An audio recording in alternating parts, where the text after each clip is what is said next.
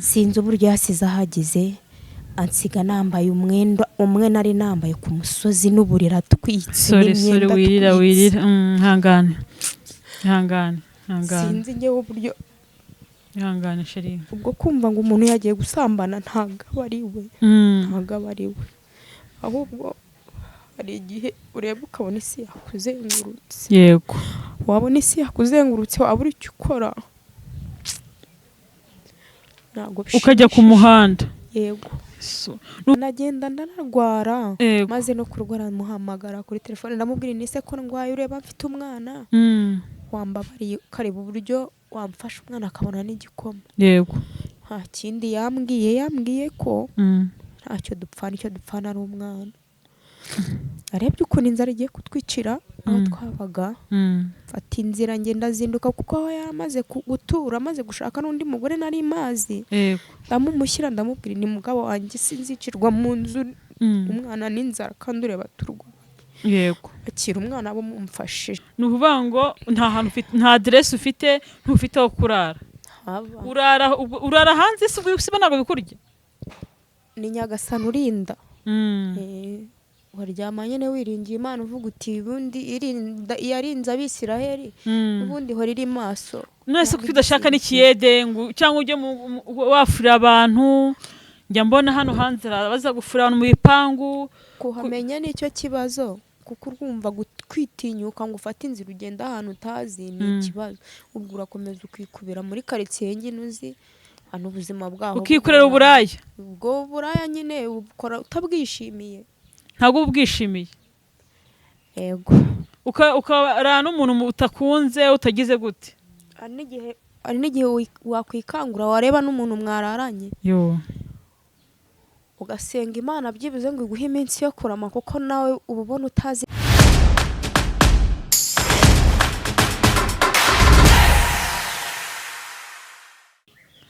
reka twongeye tubaye ikaze kuri True Voice TV Rwanda nkuko rero bisanzwe tumenyereye kujya dutembera hirya no hino uyu munsi twageze aho bita muri morgue ubushize twakoze inkuru abantu nabonye mwayikunze cyane mwagiriye impuhwe umudamu ukora akazi k'uburaya twavuze ngo reka dusubireyo turebe koko abantu babikora kubera ingeso cyangwa babikora kubera ubukene rero uyu munsi turi kumwe n'umudamu hano mure imbere yanyu tangiye utwibwira tuguhaye ikaze ko navuga izina ryanjye yego ariko nababwira icyo mumbajije yego igeza gutya ku munwa microphone yego ndikumva atari ngombwa ko navuga izina ryanjye yego ariko icyo mwambaza nabasubiza yego none reka nkubaze hano hantu kuki bahise muri morgue uko iyo mpamvu yo muri morgue sinakubwira ngo yaturutse hana ko nanjye naje mpasanga ari uko nguko yitwa yego kugira ngo hano hantu se haje babita indangamirwa sinzi ko batwita sinzi mbese uko abantu badufata ntabwo namenye ukuntu badufata ese kugira ngo uze kwisanga uri hano wisange muri ubu buzima sibyo ugasanga utahanye n'umuntu ugwa 5,000 biha byagenze byatewe n'iki bari ingeso cyangwa n'iki bitewa n'iki nawe uri umuntu urabibona ko ibyo bintu atari nabyo byakatura hanze yego n'ubuzima bubi utavuga ngo bwatewe n'iki ahanini ni urushako rubi ubundi bikaba ubuzima bubi mbese kutagira ubwira kutagira utakira kisanga gutyo washatse umugabo cyangwa mbonge namushatseho pe mushatse ariko ubuzima nk'ubu ngubu niwe wabuncizemo muracyabana ntago tukibana ubuzima busanzwe n'ubundi nayo nsanzwe mfite utuntu nikorera ndetse no mu kugira utuntu nikorera nabanje ndi umuhinzi nkingira abaturage yego nyuma nza kuzamuka icyo 500 nkamenya kuyabika, icyo gihumbi nkamenya kukibika uko nagihingiye, nkamenya yewe nshobora kurya n'ibyo nakuye mu murima w'umuturage, ariko nkamenya ubwizigame. Igihe kiza kugera nshaka icyo nkora ndakibona.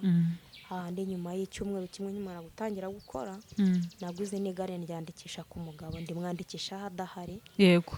Ndiguze n'uwo nahingiraga, ndiguze uwampaga akazi ko guhinga.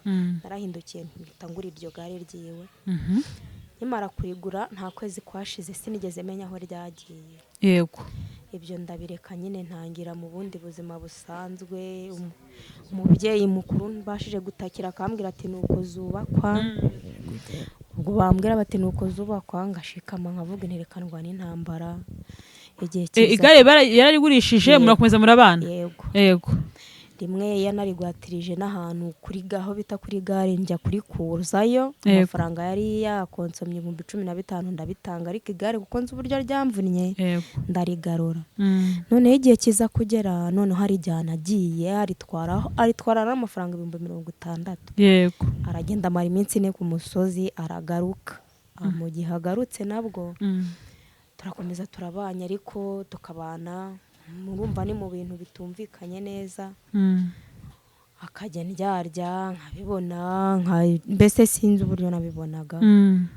None hagiye kugenda agendera ko antwaye amafaranga nagabanye mu itsinda 250. Yego. Agenda no kuvuga ngo naho nakodeshaga sinzi uburyo yasize ahagize, ansiga nambaye umwe nari nambaye ku musozi n'uburira twitse n'imyenda. Wirira hangane sinzi ngewe uburyo hangane sheri. Ubwo kumva ngo umuntu yagiye gusambana ntago ari we, ahubwo hari igihe ureba ukabona isi yakuzengurutse. Yego. Wabona isi yakuzengurutse wabura icyo ukora, ukajya ku muhanda. Yego. Nuvuga ngo muri make mwaratandukanye, ubona isi kwiyubitseho. Ndanagenda ndanarwara, maze no kurwara muhamagara kuri telefone ndamubwira nise ko ndwaye, ureba mfite umwana wambabariye ukareba uburyo wamfasha umwana akabona n'igikoma. Yego. Nta kindi yambwiye ko ntacyo dupfana, icyo dupfana ari umwana.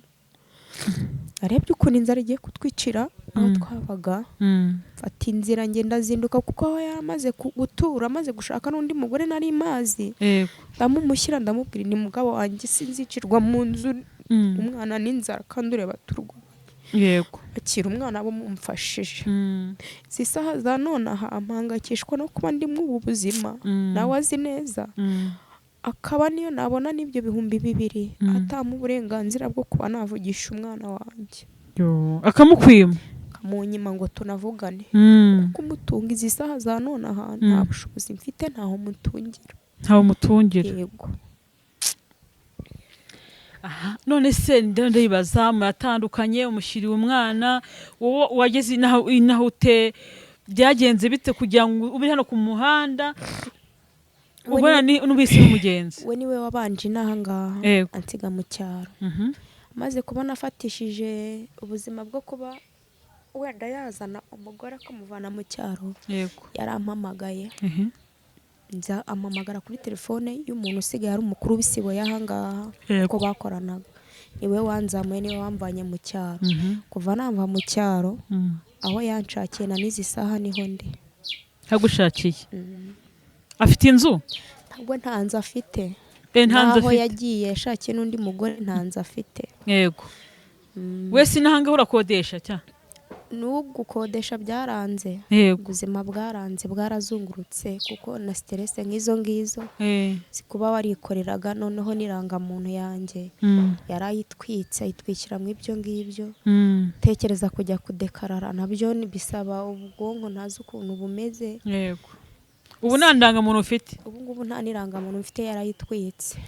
Ubu se uhiriye mu ibyo bintu. Icyarimo nibaza, urara ku ikarito, bimeze bite? N'ikarito kuyibona bisaba ubwonko buzima. Iyo ubwonko bwamaze kuzenguruka ni ukugenda aho ngaho mw'iyo mibyuko y'amasaka nk'uko mu ntambara bagaho. Ngo nta ntambara irenze iyo ngiyo mu buzima.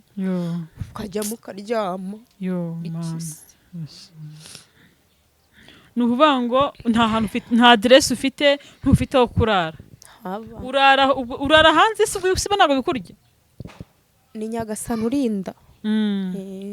Waryama nyine wiringiye Imana uvuga uti ubundi yarinze Abisiraheli ubundi hora iri maso. Nese kuko udashaka n'ikiyede cyangwa ujye wafurira abantu.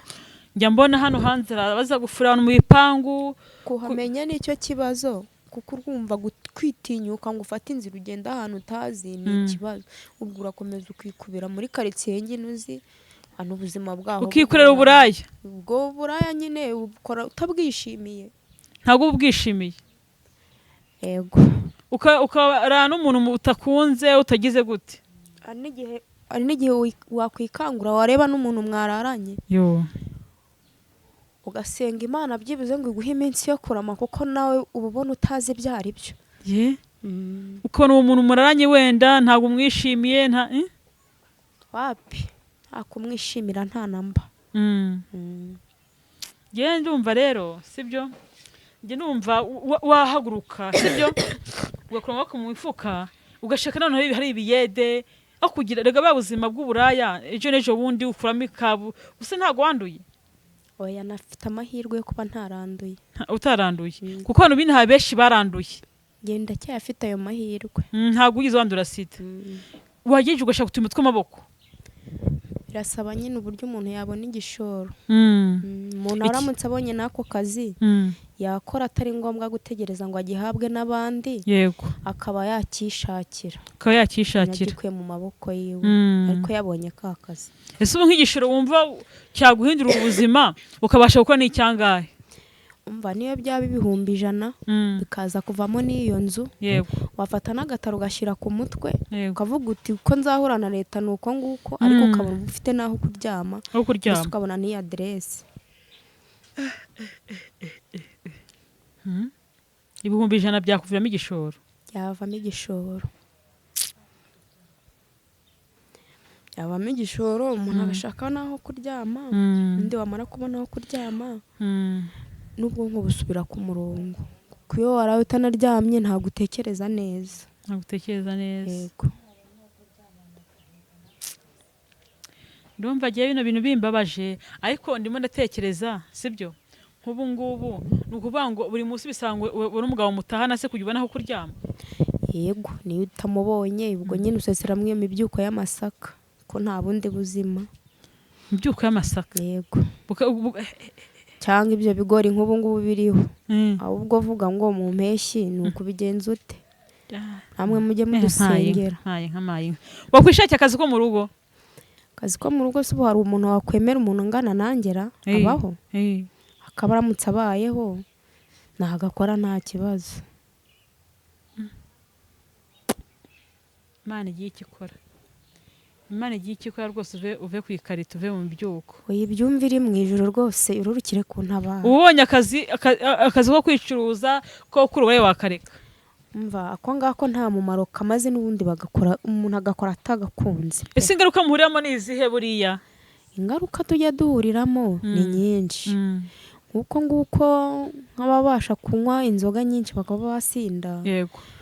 Bakora iyo mibonano batikingiye bityo iyo sida ikaba yavamo. Yego.